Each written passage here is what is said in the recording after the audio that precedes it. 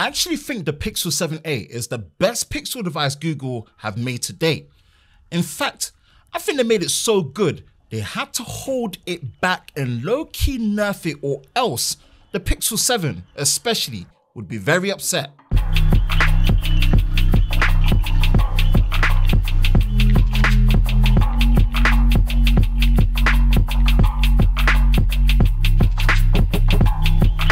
If we kick things off with the design, the color I have is the snow, or as normal people would call it, the white color. And in fact, the Pixel 7a comes in 3 other colors, with the coral, which is more red orange, sea, which is blue, and obsidian, which is black.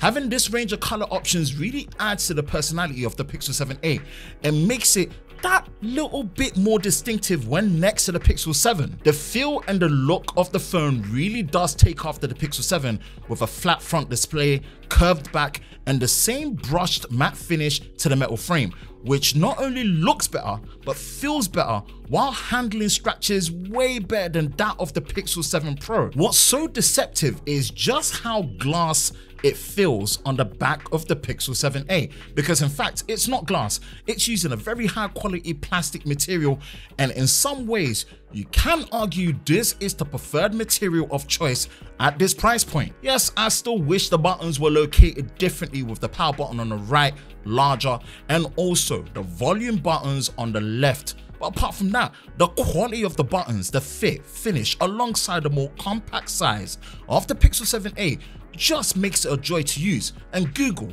nailed it. It's safe to say the display experience is definitely the place Google really improved the most on the Pixel 7a, and it's not in the obvious way you would think, in the fact that we finally have a higher than 60Hz refresh rate available at 90Hz on the Pixel 7a, and for all the pain that we went through with the Pixel 6a, thank goodness we have 90Hz now. The odd thing is that it's not on by default, meaning you have to go into the display settings and enable it with the smooth display option to experience 90Hz. I'm actually not sure why Google didn't just have the 90Hz on by default like it would do on the Pixel 7, and maybe the obvious reason is battery life, but still, if you get a Pixel 7a, definitely enable 90Hz. It makes the experience that much better. My standout improvements to the display is not so obvious, and you won't see it on the spec sheet: the in-display fingerprint sensor and also the haptic vibration feedback. This is probably a bold claim, but I honestly think Google have placed the best in-display fingerprint sensor yet in any Pixel device. And yes, that's compared to the Pixel 7 Pro and the Pixel 7.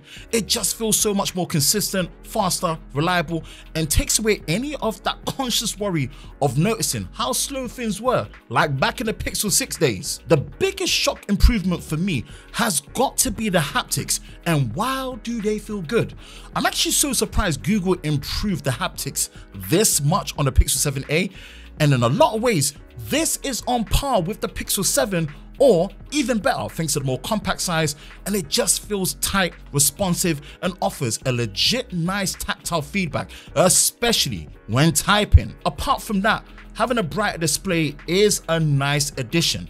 With my display measurement, I was actually getting roughly around a brightness measurement of 1122 nits in HDR, and it being an OLED display, the colors, contrast, and the true blacks are a standout in the display experience. This is where things get a little bit suspicious for me when it comes to the Pixel 7a. The specs and performance. Now, don't take this as a bad thing, because on the surface level, Google have brought the same big guns found in the Pixel 7 with the same Tensor G2, 8GB of RAM, and 128GB of storage, which compared to the Pixel 6a is an improvement on the RAM and SoC being used, and definitely gives me more confidence on a longer term basis, which was a low-key concern for me on the Pixel 6a, only having 6GB of RAM.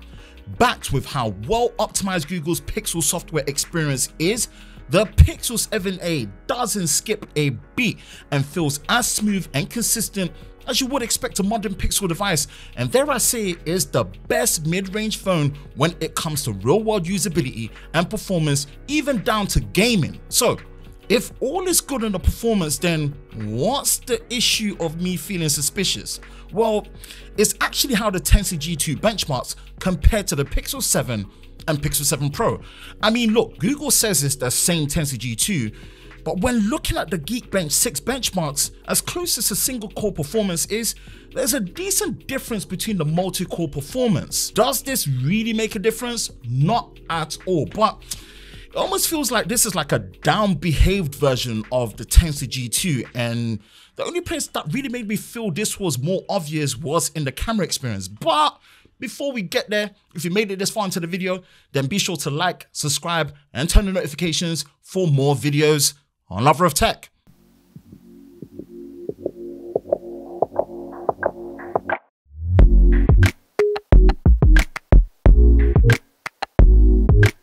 So Google did the surprising thing by upgrading all the cameras on the Pixel 7a, a new larger 64 megapixel main sensor, a new wider field of view 13 megapixel ultra wide, and a new 13 megapixel selfie.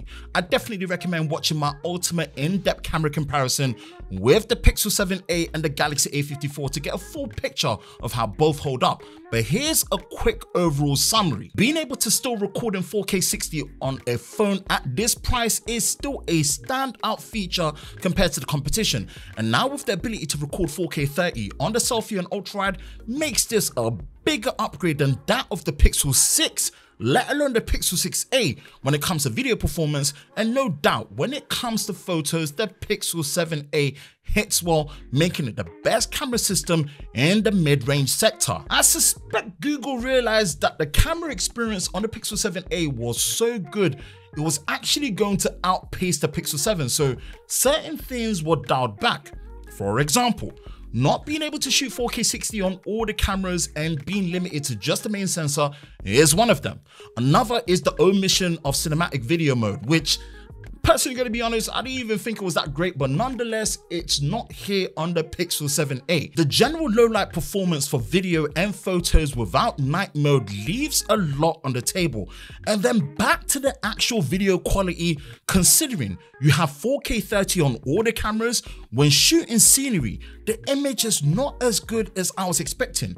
The saving grace is that the image quality on human subjects is great, and the ultra-wide field of view is actually better compared to the Pixel 7. Maybe because of the price point or the nature of how the Tensor G2 behaves in the Pixel 7a or the new camera sensors, but hopefully you can understand why I suspect my experience of the Google Pixel 7a is pretty much down to the fact that I feel like it's been held back to stop it overshadowing the Pixel 7.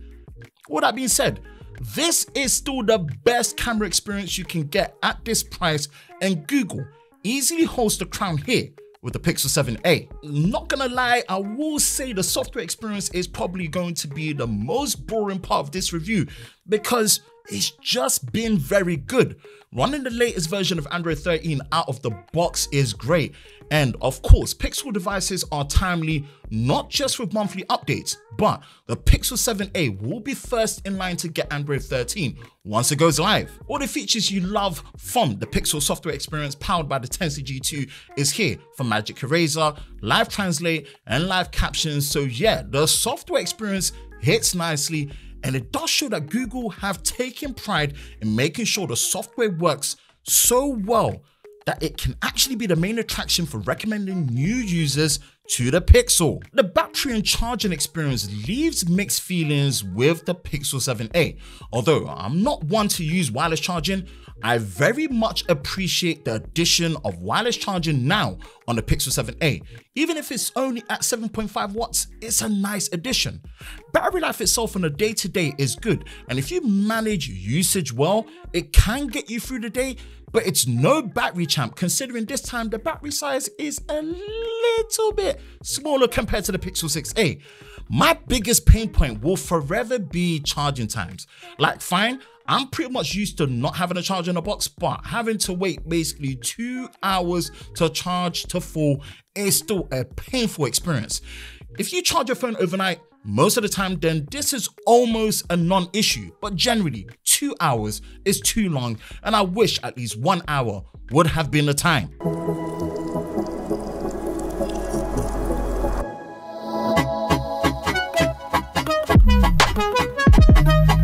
love the Pixel 7a, and I think it gets a hard time in this early stage of its life compared to the Pixel 7 because most of the time, brand new, you can pick up a Pixel 7 for £486 compared to the £449 of the Pixel 7a. But I still stand by my original statement. The Pixel 7a is the best Pixel device Google have made so far. My thoughts might change once I use the Pixel Fold, but until then, I'll stick to the Pixel 7a. It's just understandably weird that they had to hold it back.